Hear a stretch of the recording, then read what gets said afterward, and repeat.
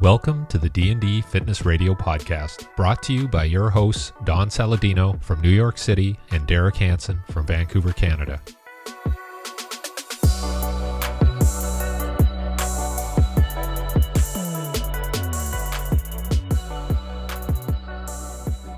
You're someone I met recently, but obviously have a high level of respect for being, obviously a nutritionist and, your specialty. And I think today we were going to probably cover a little bit more of DEXA scans, RMR, body composition, metabolism testing, stuff like that. I think could be really interesting because Derek, we really haven't chimed in on that yet, correct? Not really. Like we've kind of danced around it with like diet, nutrition, fat loss, body, but not really looking at it scientifically, I guess. All right, cool. So we're going to, Sara, we normally don't do any intro. We just kind of dive right into it. So Sara De Luca, thanks for coming on. And can you give a little background to our listeners right now your background to our listeners right now? Thank you so much for having me. So I'm a registered dietitian based in New York, mainly Long Island. And I focus mostly on body composition and metabolism testing to help my clients reach a goal of either fat loss or muscle gain. And I use high-level technology like the DEXA, which is dual energy X-ray absorptometry, and resting metabolic rate testing, in addition to some Vo2 Max testing to help my clients get results. And then some of the other work that I do is I work with a lot of eating disorder clients. So it's a complete flip of the spectrum, the flip side of the spectrum, where we don't really focus on any numerical or quantitative data. We kind of just, do it in a blind approach, kind of. Right.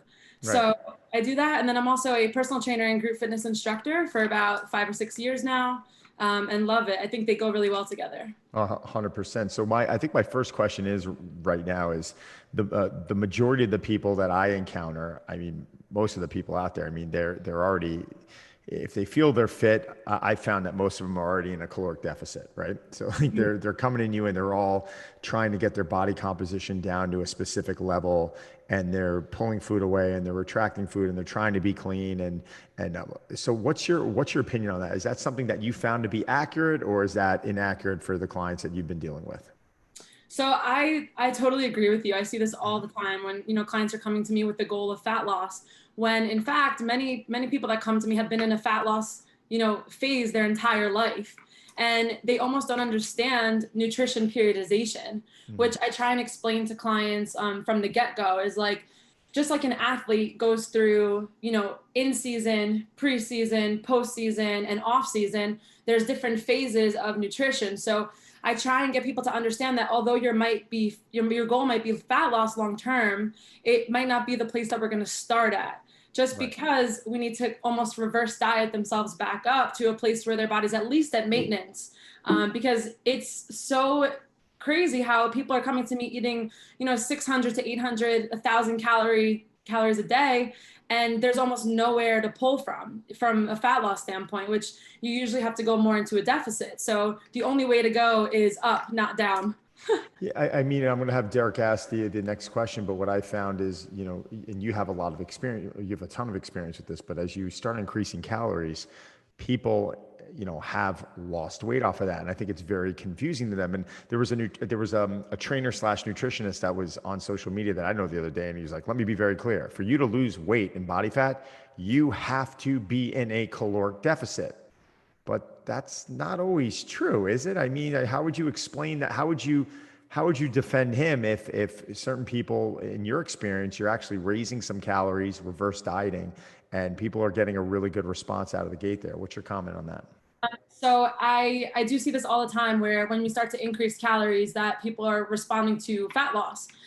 This is mainly because a lot of people have been under high stress. Their cortisol is super high. They're not recovering. Their hormones are completely out of whack, mainly ghrelin and leptin and cortisol, like I mentioned. And so when you're going in a fat loss phase, it's a stressor on the body. And so we get the body to kind of, get more comfortable and restore the hormonal balance so that they can, in fact, lose weight when you go in a deficit. So yes, to answer the simple question, it's basically calories in versus calories out, but there's so many other factors that are often, you know, disregarded in that sense. 100%. Derek, you have any comment on that? Yeah, like, I mean, we've had a lot of, you know, even bodybuilder type people who talk about nutrition, and they're like, you know, getting the scales out and weighing their food. And I've never done that. Have you done that, Don? Oh yeah. I mean, I actually enjoy counting macros, but there's times like all through COVID, I had no idea what my macro profile was. It was Yeah, just I something mean, where is it that important? Like, both you guys can answer this, but is I it that think important? it drastically helps me when I'm able to sit there and monitor day in and day out Mhm. what's going into my body. I think when there's so much variability day in and day out, the body just has a difficult time. Some people have a difficult time adjusting. Other people might be, might be fine with it. So my response to that is basically that it depends, right? It depends on who the client is, what their goal is. I believe that counting macros, or, you know, it gives you structure, and structure equals freedom. So we try and promote, you know, mainly whole foods, you know, healthy balance of foods 80 to 90% of the time, but you should still be able to work in those fun foods that people often, you know, classify as off limits. So that's what macros allows you to do. It allows you to give you a little bit of that freedom, so you don't feel like you're completely restricting your food where you almost want to binge, you know, if you're not kind of tracking that. Right. There's some people that I work with that don't track macros at all, and that's because they become so obsessed with the numbers that it almost becomes disordered. And that's Right. kind of the other spectrum that I see. So you have to really know who the client is and if macros would be appropriate for them or not. And then the last thing I can add there is that with high level athletes specifically. So I was working at Manhattan College with a lot of Division I athletes. And I also work with NYCFC professional soccer team. And we don't really give them macros. We teach them how to eat based on their training intensity. This is because their lifestyle is so busy, and they're not going to sit there with a food scale, you know, counting every single macro, every calorie. So it depends. I totally agree with that. I really think it's a personality trait. And sometimes you get these type A's that come in and they want to know exactly what's going in their body. Or my friends, like we had, Arash Rabar on, who's an Olympia competitor the other day. And, you know, he's very meticulous with what he puts in his body. And I think it gives some people peace of mind and relieves stress. Yet there's other people that if you put a chronometer in front of them and you told them they had to start weighing out their food, they would panic and you know, potentially it becomes a huge stressor, correct? Yeah, so there's definitely a learning curve to tracking macros. You know, there's a whole learning process that goes along with it. And like you mentioned, that through quarantine, you weren't really tracking your macros. I think that's important, where you go through phases where you're not tracking and you just eat intuitively.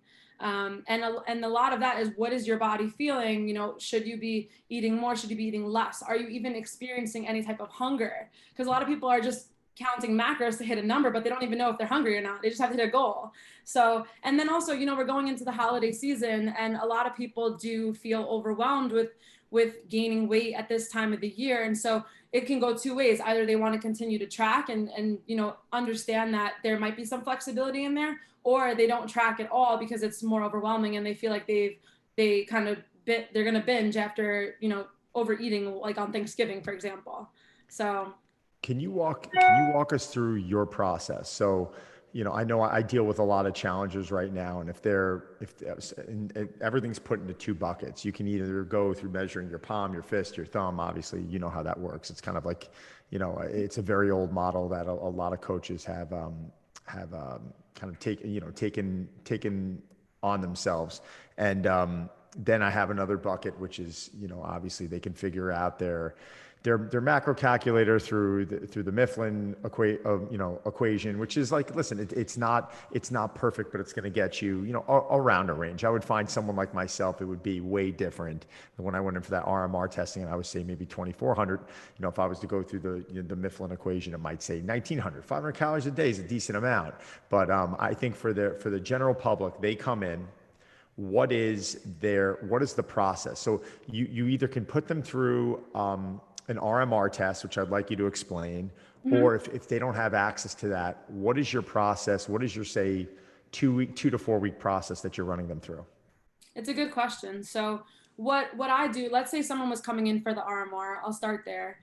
So they would measure, the RMR is basically the resting metabolic rate, and it tells you how many calories you're burning throughout the day just to basically stay alive. So for your heart to beat, for your food to digest, just to stay alive. And that can give us a really good idea of where their calorie needs have to be once we take into consideration an activity factor. So how active are you from completely sedentary to professional athlete? And then we can set a very specific calorie goal for somebody. And then using the information from the DEXA scan, which we'll talk about later, we can really make specific macronutrient goals for somebody. So that's more high level. For just the average Joe on the street, what I get them to do is, a lot of people are not tracking their food right now. So what I have them do is keep a food diary for 7 to 14 days, so 2 weeks. Write down what you're eating, right? Write down what you're eating for breakfast, for lunch, for dinner, for snacks, dessert, any beverages you're consuming, and write it down by hand. And then once you feel comfortable with that, go ahead and download MyFitnessPal or Chronometer, like you said, and start like logging that food. So just take the information and plug it into the calculator or into the app, and let's see how many calories you're eating right now, and what is your body weight doing. Are you gaining weight? Are you losing weight? Or are you maintaining? So for someone who is maintaining weight, right, then it's a educated guess, I kind of want to say, is let's either cut calories if your goal is fat loss, or let's increase your calories if your goal is muscle gain, right, or to gain weight. If someone is gaining weight on the trend that they're on now for the past 2 weeks, and if that's been recurring for over the past 3 to 6 months, then you're obviously in a surplus, and we have to kind of cut back if your goal is fat loss. And I want to get Derek's opinion on this next, but it's funny when you said guess, it really is an educated assumption. I mean, guessing I don't think it gives you enough credit, but as a nutritionist, as a dietitian, you have to determine through the individual's lifestyle, their activity level, their stresses, the quality of food they're eating, whether you are going to go up or go down with the number. I mean, granted, if someone's at 800 calories, we know what we have to do. And your goal is to, as you said, reverse diet and get them to where they're processing foods properly. And maybe there's a little weight gain in the beginning, but maybe they level off and maybe there is some weight loss. But then at a certain point, what's that at about 2 to 3 weeks when you're determining, all right, listen, the weight is leveled off. They haven't really gained any weight. You said you can remove calories, but you can also increase activity, can't you? I mean, is that an approach that you would think about taking? Yeah, definitely. So most people want to obviously lose weight, like you mentioned in the beginning, and there's different ways you can do it. You can either take away calories from the diet, or you can increase calories that are burned through exercise. Or there's also another category called non-exercise activity thermogenesis, which is basically your NEAT calories. And these are the calories that you're burning throughout the day that are basically accounting for about 15 to 25% of your daily activity, your total energy expenditure. And that's what's coming from walking or taking the stairs instead of the elevator. So a lot of people right now, especially in 2020 after quarantine, are sitting on their couch all day long working from home. So instead of telling someone to go... Look at that beautiful view he has. He's sitting in that gorgeous apartment right now. My Garmin says that I expended 3,200 calories yesterday, 2,100 resting, and just over 1,000 active. Now, I have no idea if that's accurate, but that's what it tells me. Like, should people be looking at these types of wearables and going, Great question. Yeah, that's bang on. So those are predictive equations, right? And they're highly overestimated from research experience, and they can overestimate your daily caloric expenditure or your needs by anywhere from 10 to 30%, depending on the individual, which is a huge shocker for a lot of people to hear. And that's what the Mifflin equation does. These are predictive equations. The Penn State equation does, the Oxford equation. There's so many, and they overestimate your needs. And then we don't understand why we're not reaching our goal because it's not entirely accurate. So sometimes those apps on your phone, it's again a guesstimate, and it might not be the most educated guesstimate if they're not using high level technology and measuring the amount of oxygen you're taking in versus expending, which is more scientific. I mean, yeah, a lot of the wrist wearables. I mean, Derek, I think you have some experience in this too. It's not accurate yet. It really isn't. It's not 100% yet in measuring heart rate. So, if you're throwing on a Whoop, if you're throwing on a Garmin, I mean, there are times during the day where you're looking down at these wearable, even Apple. I mean, even the iWatch, which when I spoke to Brandon Marcello, he said was one of the more accurate wrist measuring heart rate, ways to measure heart rate through the wrist. But I think a year or so ago when we had that discussion or had him on the podcast, he said it could be 25 to 35 beats off a minute. And if something is that much at a specific given time, then you have to assume that even if there is an equation taking that into consideration, you got to assume that those numbers, I mean, I think they're on the right track, but they're not quite there yet. Yeah, probably the most accurate would be the heart rate monitors that you wear around your chest. Yep. Those are the ones that are mostly there right now, but the wristwatches are not even close. So talk to me about, so someone's coming into you, ideally, I mean, in a perfect world, you would say, and you've partnered up with the DEXA facility in Woodbury, and I'm sorry, Syosset. That's how I got introduced to the owner's Brian. And great guy, and they have a great team over there, Derek. And I went in one day and I went in through my RMR testing, which I haven't done in, I want to say a few years. I went through my Vo2 Max testing, which was a lot of fun, and I haven't done that in a few years. Granted, it was on a bike. I'm curious to get on the treadmill and see how that works out.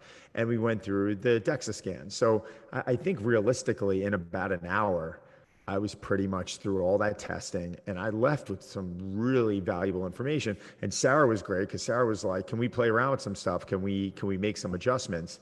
And I was like, "Absolutely, let's see what you got," type of thing. And she actually was able to steer me in the right direction and help me out with a few things that maybe it was as simple as getting my calories up in a way that I wouldn't have traditionally done that, and maybe have taken a little bit of a chance by maybe trying some different shakes or some specific nutritional bars that were really easy ways for me to get those calories in rather than trying to choke down 450 grams of jasmine rice and sweet potato every day, which gets really, really filling. And it was interesting for me to hear her thought process on vegetables. And it's always, for me, I think when you find someone that's really smart and really passionate about this, it's always fun to become a student again and hear their approach. And that's why, I mean, right now in Long Island, I mean, there's two people I send people to. It's Sarah and it's Adam Ross, who you know Adam well. And Yeah, Sarah, I think Sarah, what Sarah's definitely, and you guys went to school together, correct? Yeah, he graduated a year after me from my internship. Yeah, and I love Coach Adam. I know he thinks the world of you. But the thing I love about your approach is that you're able to go in and you're really removing, I think, any guesswork with that RMR testing, right? I mean, so what is your process? So say this, we're sending Derek in. What is your Derek's like, I want to get leaner. Okay, he doesn't need to, but like, I want to get leaner. And what is my process there? Can you walk him through it? Yeah, so you come in, basically you fill out a questionnaire about your health history, and then we get you to complete your DEXA, which is your body composition scan. And that tells you a whole lot more information than just the weight and the number on the scale, because that's what so many people are focused on. And as a dietitian, for me, it's frustrating when people are just looking at that number. So it tells you your weight, but it also tells you your body fat percentage. It tells you your amount of body fat that you have on you in pounds. It tells you how much muscle mass you have, so your lean tissue. It tells you your fat-free mass, which is basically everything but the fat tissue. So your muscle, your organ, your bone density. And then in addition, it tells you your bone density. And it tells you your visceral fat pounds. So the visceral fat is basically the troublesome fat that's around your organs, around your midsection. And if that's high, then it puts you at a higher risk of developing chronic diseases like cardiovascular disease, diabetes, and things of that nature.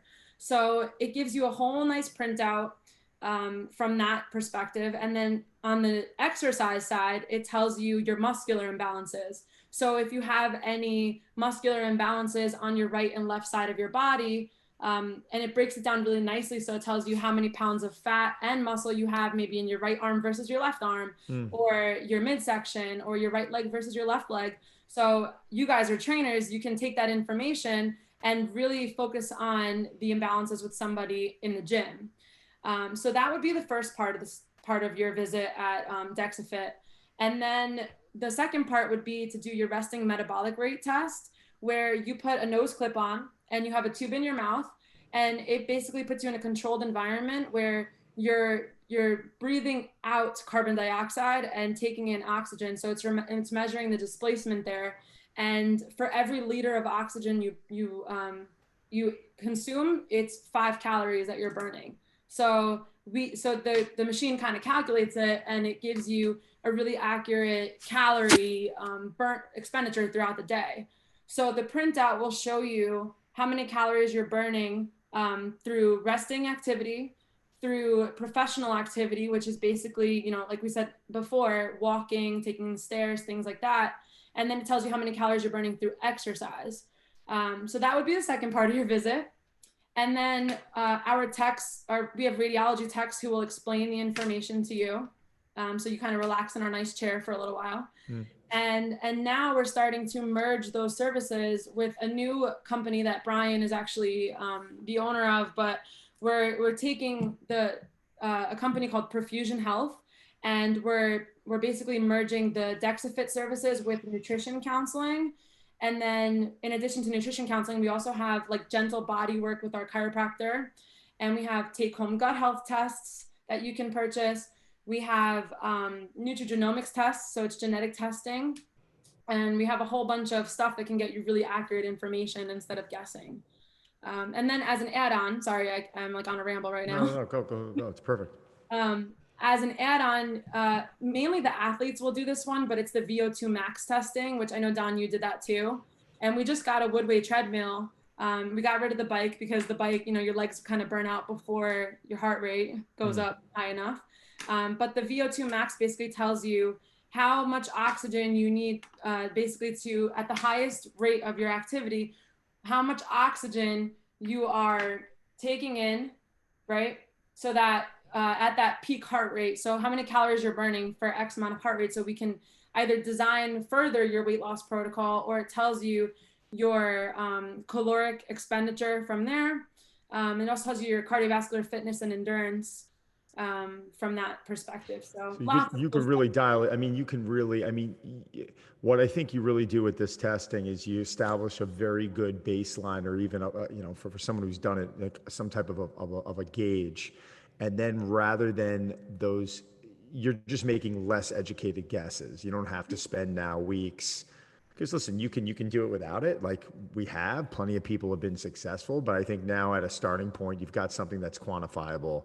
You're giving someone like yourself even more data for them to be able to, make some, better educated guesses, and hopefully getting to their goals a little bit quicker. Yeah. And all of this stuff is very evidence-based in the research and the literature. So, from a macronutrient perspective, we know how much protein to feed somebody, how much carbohydrates and how much dietary fat to feed you. And then we individualize it based on the client's starting point and their goal. Derek, anything? What'd you score on the VO2 Max, Don? I'm really curious. I just want to know. I don't remember. I think it was whatever the highest, the best level was, like the exceptional. I was like one shade down from that, I think. And I gotta be honest. That's a safe answer. That's a safe answer. No. That's what it was. I don't know. No, but that's what it was. He had a board on there that said exceptional, and then it might have said like elite. Like I was the. Yeah, it didn't have a number. I don't even remember what the number was, because the data's in there. But what I do remember was, because of the bike, I was unable to get, and I'm being serious. I'm not like, it's tough on the bike. It's tough. Yeah, the bike kind of sucked because at a certain point I was pedaling at about 310, 320 watts. So I'm on the bike for, I don't know what it was at that point, maybe 17 to 19 minutes. And I'm up at about 310 to 320 watts, which is a lot. And my heart rate wasn't past 155. Where when I'm on the ice skating, when I'm running on the true form, I can get up, me getting up to 170 is high. Like when First Beat did their equation with me, they figured, John Lally, who we've had on, had figured me at a max heart rate of about 180. I just happen to have a lower max heart rate, but I can run. So like when I'm curious to get back on the Woodway and see how much. I know I'll score better. I mean, it's not even a question, but it was mean, Brian even said that the bike became the deciding factor. It wasn't my heart rate. So it wasn't really a true test. Yeah, the treadmill's good because when I took it in college, it gets faster and faster, and you're like, okay, I'm holding on for life. So you get a good indicator. Yeah. I think it's fun, but with the bike, like at a certain point, you feel like you're pushing through mud. And I just looked, I'm like, I can't move my legs. Like so much lactic acid built up in it. I just couldn't even push anymore. My heart rate wasn't really a reflection of like how much pain my legs were in, Very, very fun. So we use the bike mainly for our cyclists. And in Long Island, believe it or not, we have a lot of cyclists that come in that are looking for that test specifically on the bike. So it makes sense for them. But like you said, we have a lot of athletes that are coming in for, their running endurance, and it's significantly different than on the bike. So we kind of traded the bike for the treadmill. So hopefully you can come back in and retest. Oh, I'm gonna do it. I should actually go look at Can we do that live? Can we stream that? Yeah, you want to? Or let's video it at least. Go ahead. I'm not gonna do it. You know I'll do it. Yeah, I know. I want to see it. Come do it with us. I'm gonna kill it. FaceTime Vo2 Max with you. I don't know. Is that going to be exciting? Well, Derek, you're going to have to narrate it. What we'll do is I'll do the test, and maybe Sarah and Derek will take over the podcast that day. I'll have the mask on, so I'll be going. So maybe it's more of like showing what I'm going through, her and Brian walking us through the process, you asking questions. I'll do that, Sarah. Why don't we set that up? The color commentary. That'll be fun. It'll be a good way to kind of feature the DEXA facility in Syosset, which obviously it's only in my best interest to promote. I don't have a deal with DEXA. It's not like there's no benefit for me for the exception of it's giving me more data. So like anytime, even with my challengers that live in Long Island, I'm like, no, go see them. Like if we can find out more information and Sarah can help put you in a better place for us to be able to train and do what we need to do from our fitness standpoint, then we're going to be in better shape. Yeah, because Lance Armstrong was like a 77. I think you should be at least a 60, Don.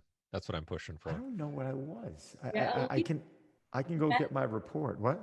Men in the elite range are usually around like the 60s range. Is kind of what to see. Keep talking. I'm gonna get the report. He's gonna jump on the treadmill now, Sarah. Well, it's also dependent on your age. So there's a lot of other factors that kind of go into it. And your VO2 max is different for males versus females as well, which a lot of people kind of forget about. But a low range would kind of be anywhere from like 20 to 30. And then for elite, would it be anywhere from 50 to 70, like you said.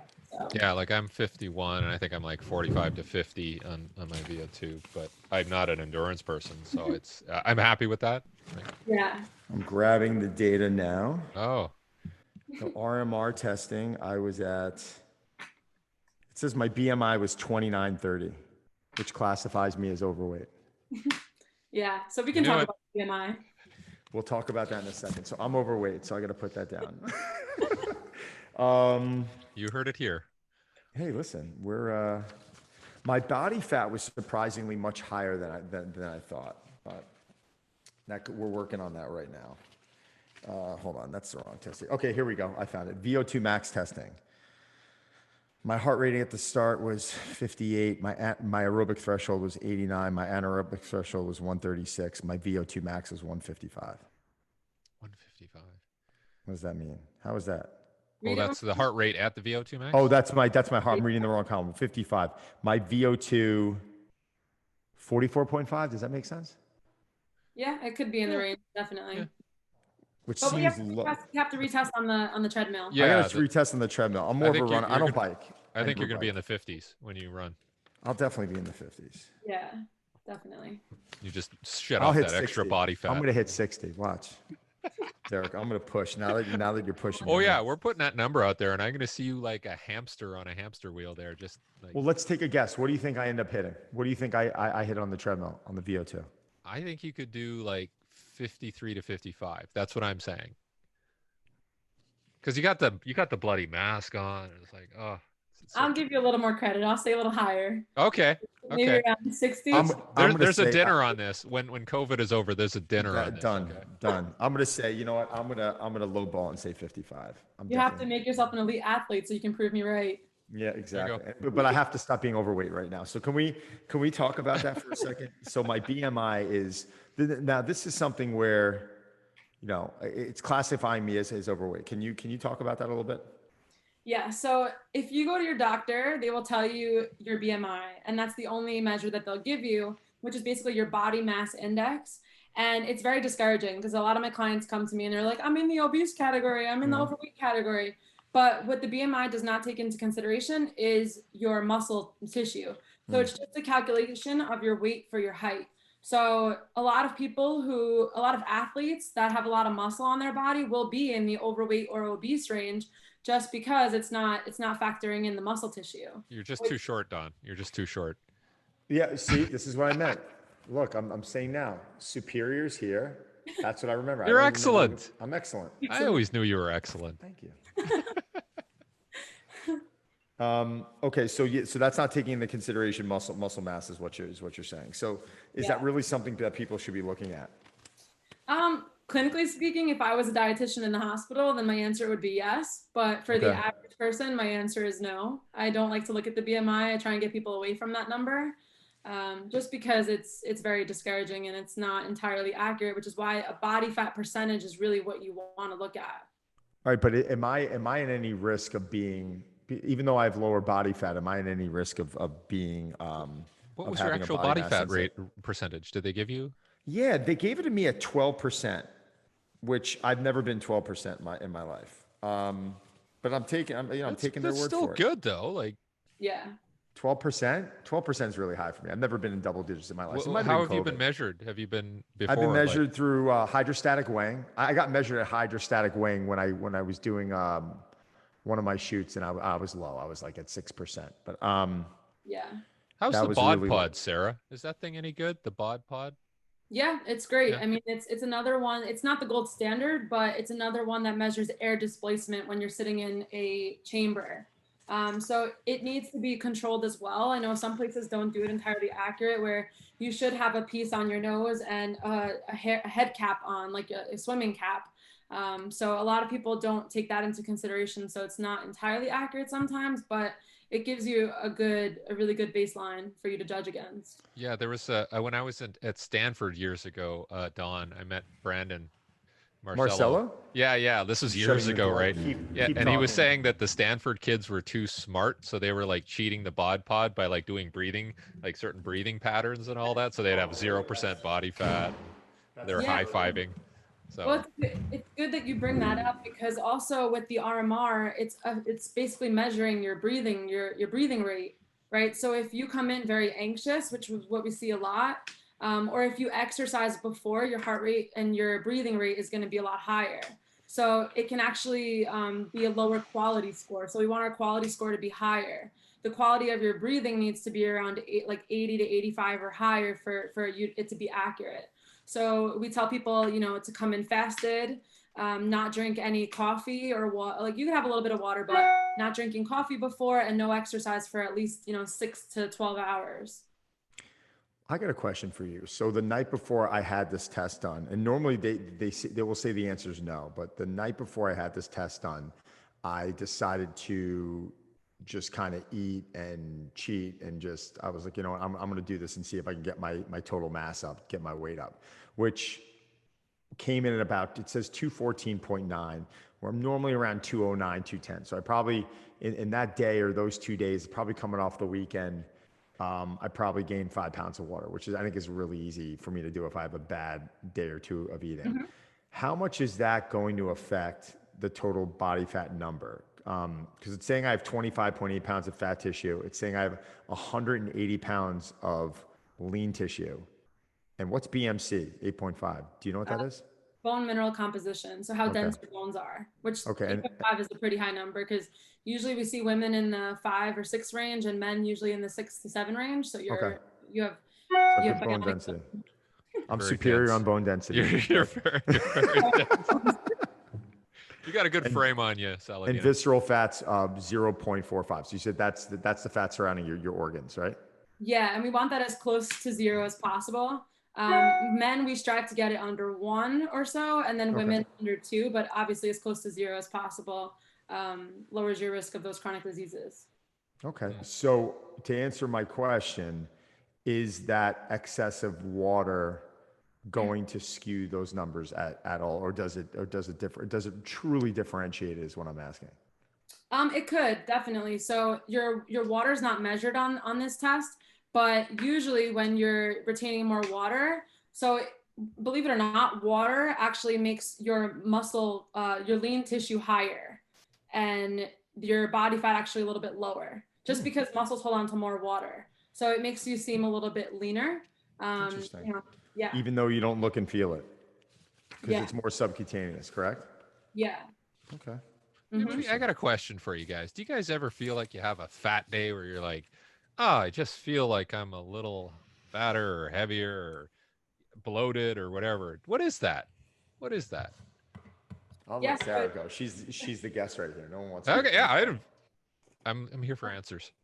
It could be related to a lot of things. I mean, women are very different than men. I know women go through, have their time of the month, they have their cycle. So around that time, they will definitely retain more water just because of the hormonal imbalance. So you'll hear a lot of women saying that they feel bloated, they feel like they have cramps and things like that. So that's mainly why for women.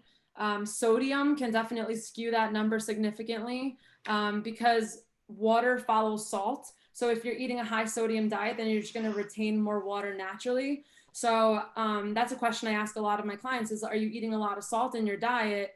Like mainly from like Chinese food is a big one, things like that, because you will definitely retain water. Your face will feel puffy, you know, you're feel it in your joints kind of thing. So sodium is definitely a big one.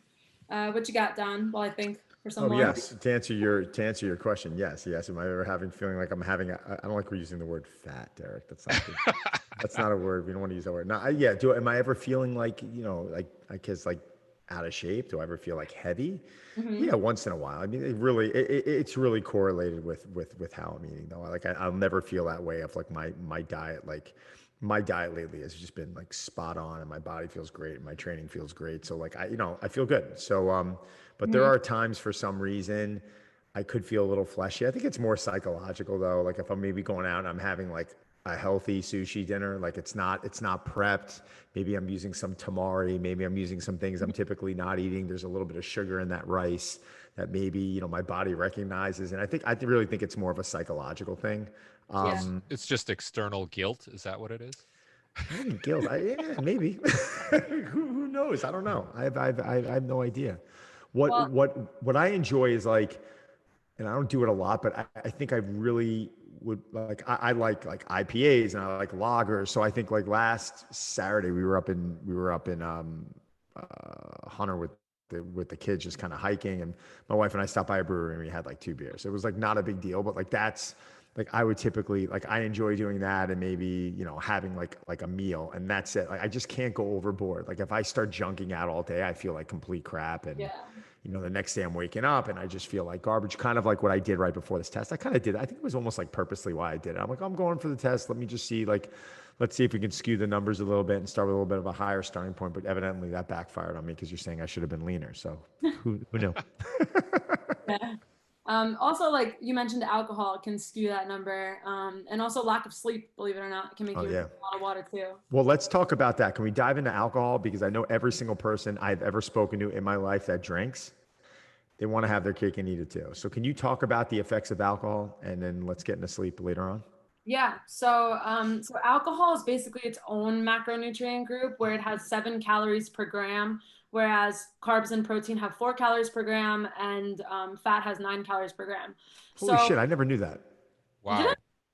Wow. I never knew that. I never knew it had 7 calories per gram. Yep. Alcohol is its own kind of category. That's good. I'm done. I quit. That's unbelievable. So it's almost smack dab in the middle of fat and carbohydrates. Yeah. So alcohol is a toxin in our body, right? Everyone knows that. I knew that. Everyone knows that. So when alcohol is in the body, it basically puts the digestion of carbohydrates, protein, and fat on hold while alcohol is kind of being excreted through your liver, and as it runs its course, so you can kind of get rid of it, I knew right? that. So yeah, That's tough. Yeah. yeah. So that's partly why, too much alcohol is not good for you. Drinking a lot of alcohol can actually increase your visceral fat and kind of be detrimental for your organ health, which is your liver health, your kidney, things like that. So if your visceral fat number is high, then we would definitely ask about alcohol and other stressors that might be involved. But when you eat eat alcohol, oh my God. No, I get it. When you drink alcohol, you're basically eating a ton of poor food as well, right? It kind of comes along with eating the chips and the burgers and the pizza and, you know, the cake and the cookies. So that's also partly why, you know, drinking alcohol can alter your mental status and cause you to make poorer food choices. Mm-hmm. At the same time, men are actually poorer digesters of alcohol than women are. Sorry, guys. Wow. But that's why you start to see men get like a beer belly almost. Women can kind of, you know, excrete it and detoxify it a little bit All better. my challengers are like doing cartwheels right now. They're all like ecstatic. They're like, oh my God, all the women on there right now are flipping out. Yeah, but yeah, so alcohol is one of those things that we want to keep to a minimum, especially in a fat loss phase, right? Because your goals might almost be conflicting.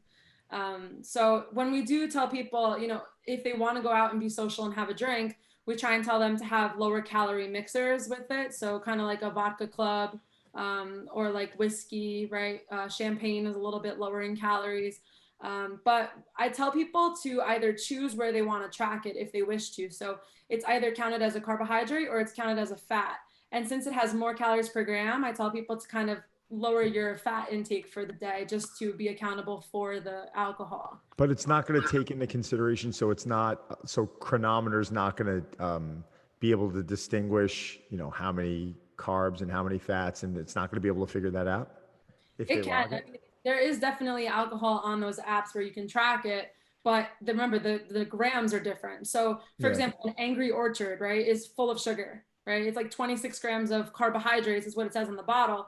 But remember, alcohol has 7 calories per gram, so it's not going to add up. The numbers aren't going to add up. But That's amazing. There yeah. goes our Smirnoff sponsorship for the podcast. Smirnoff. Do they still make that stuff? I don't know. No, I, Tito. I can't believe you went there. Man, you just maybe, now you really sounded old.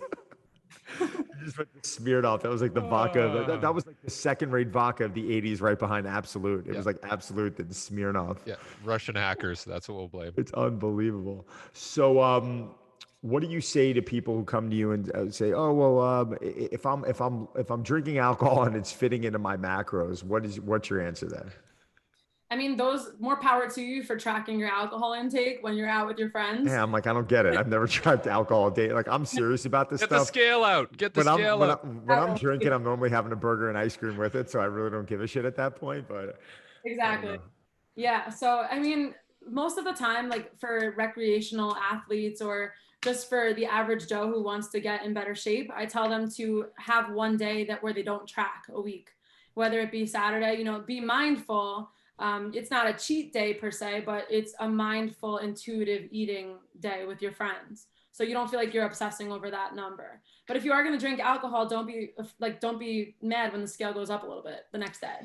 yeah, that's the thing people really have a difficult time digesting. Can you talk about that? Even if someone's eating's in check, a man or a woman who's going to go have 2 glasses of wine a night doesn't seem like a lot that night, but when you start adding that up every week, I mean, that's 28 glasses of wine a month. I mean, that's gonna, or 28 vodkas a month. I mean, whether it's in soda, whether it's 0 calorie, no calorie, whatever it is.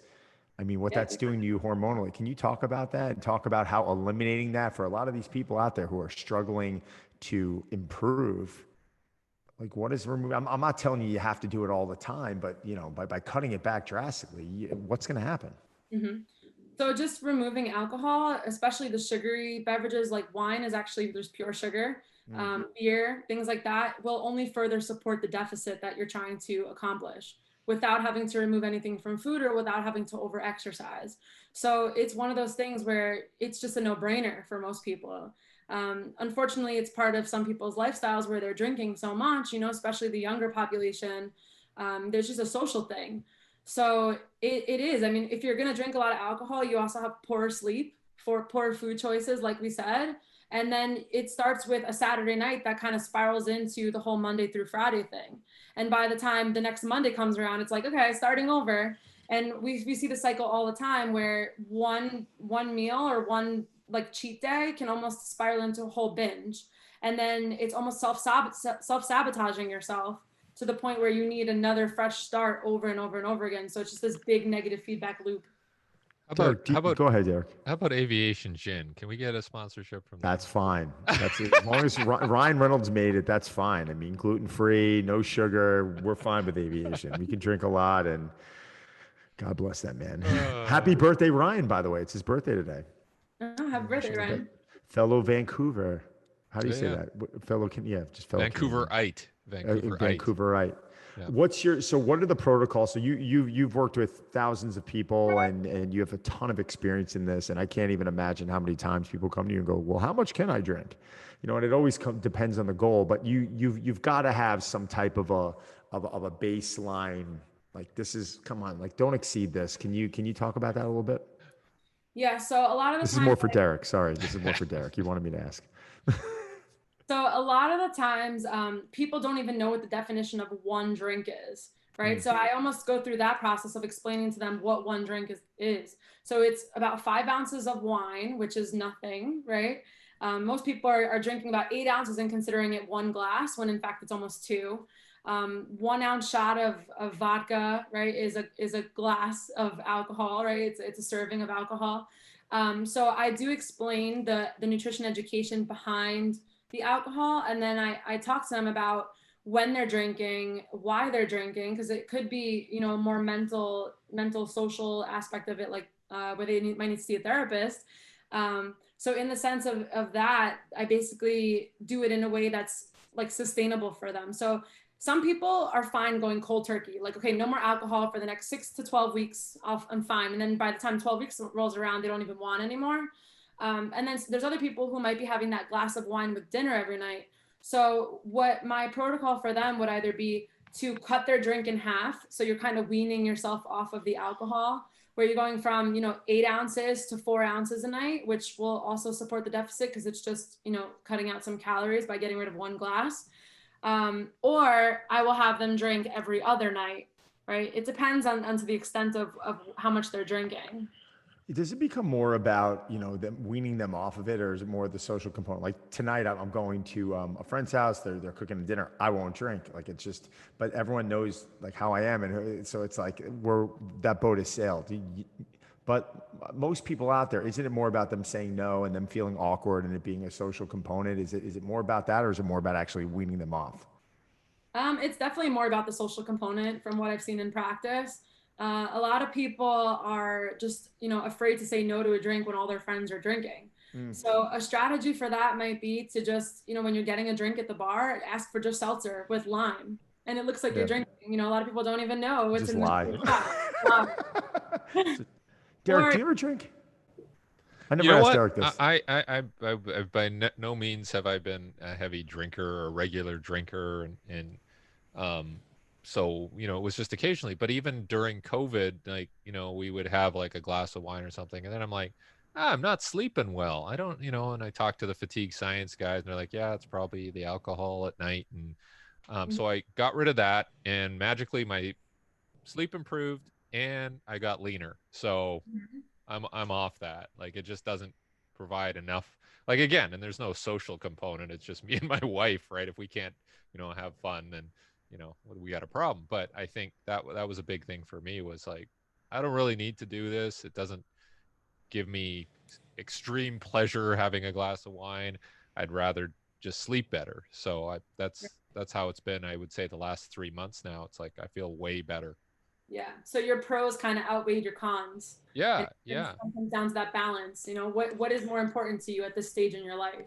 My sleep.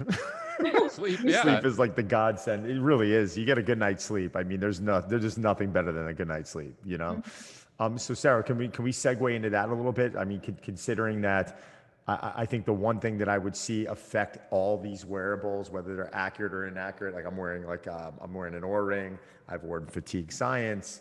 I experimented with Whoop for a while. I mean, Omega Wave, the one accurate component on there is that when you exceed a certain amount of drinks, 10 out of 10 times that sleep component's getting affected, or 9 out of 10 times, some freak out there.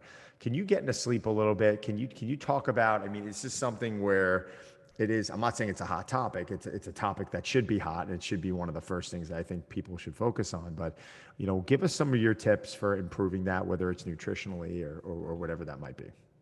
Yeah, I mean, sleep is so underestimated this day and age.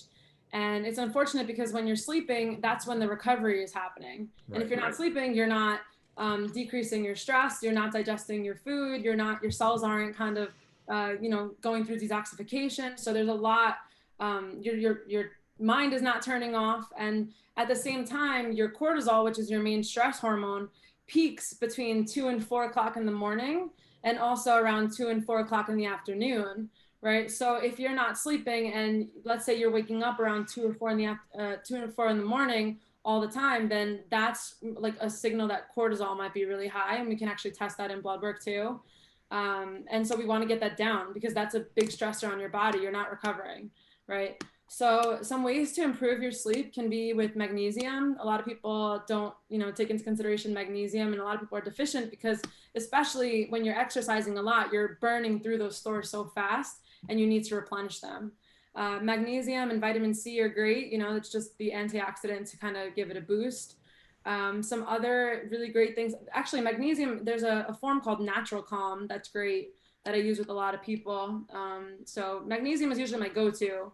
Oh, is that the powder? Is it Yeah, in a powder? If it's like it's a white and blue bottle.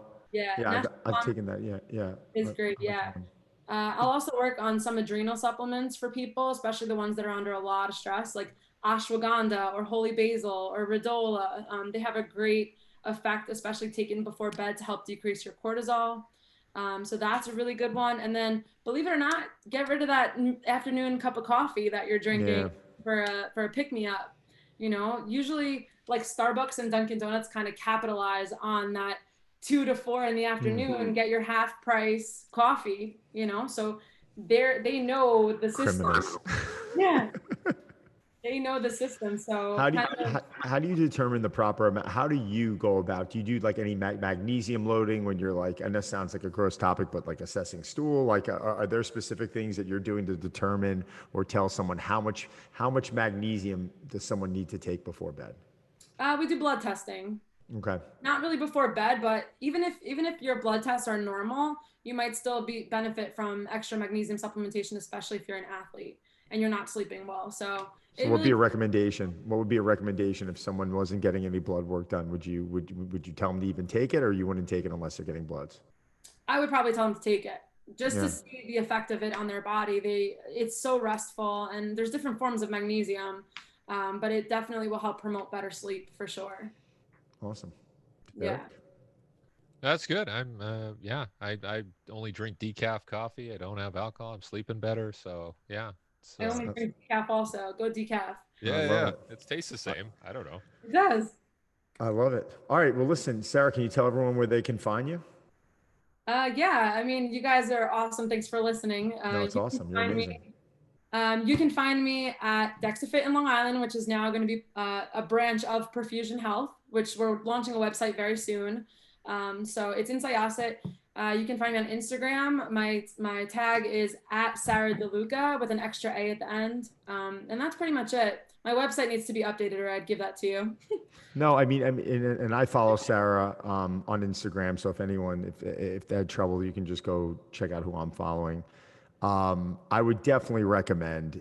I recommend anyone from anywhere to come to the DexaFit facility to come see you and Brian. I just think it's one of those things where even if you were to do it once a year and have some type of baseline to be able to revert back to in a year, maybe 12 months later, come back in. I mean, ideally, it's something that I'll probably do every quarter now, just just because it's important to me. I mean, I wouldn't say, most people, I would love to have them do that, but if they came back every year and it was kind of a quantifiable measure, and just being able to get that information from you and all the reports that you guys gave me was just so simple to follow. And I really believe when you have that information, Derek, you've always been an information guy. I mean, it's even you with fatigue science. I mean, think about how that band, and I love fatigue science, it really it's made your life better, correct? Yeah, just knowing the awareness piece is huge, Yep. right? Making sure you don't drink too much, so you're wearing the band. And God Yeah, forbid, saves me money. Exactly. Yeah. All And right, so what's if that? if there's anyone listening that maybe isn't in New York, there are DEXA all over the country. Yes. So you can always go and get a scan elsewhere. And then we also do virtual counseling and things like that through the one in Long Island. So that's always Definitely. an option too if you can't come in person. So go check out Sarah's page and go check out DEXA in Syosset. It's close to me. If you guys are going out there, shoot me a DM. Let me know. Maybe I'll come over and visit and say hi because it's so close to my house. But Sarah, thank you for coming on. You've been amazing. You've turned into a good friend, and it's great to see what you guys are doing over there. Brian's a gem over there, and I know you guys are gonna do some great stuff. You're making this world better through everything that you're doing. So thank you for that. Thank you, and thanks for having me. And make sure you get in for the Woodway tests for your Vo2. Tell Brian. Let me know when he can have me. My dinner. No, but you know what? Derek. We're gonna do it. We're gonna do an episode. Awesome. Sarah's gonna take over. Sarah's gonna put the headphones on, and she'll be communicating back and forth whether I'm dying or not. Let's do it in the next 2 weeks. We got it in yesterday, so you could be one of the first. I can't wait. Let's go. Tell them I'm ready. All right. Break that bottle of champagne on it. There we go. Thanks, guys. Sarah, Take care. you. D, I'll talk to you later. Thanks.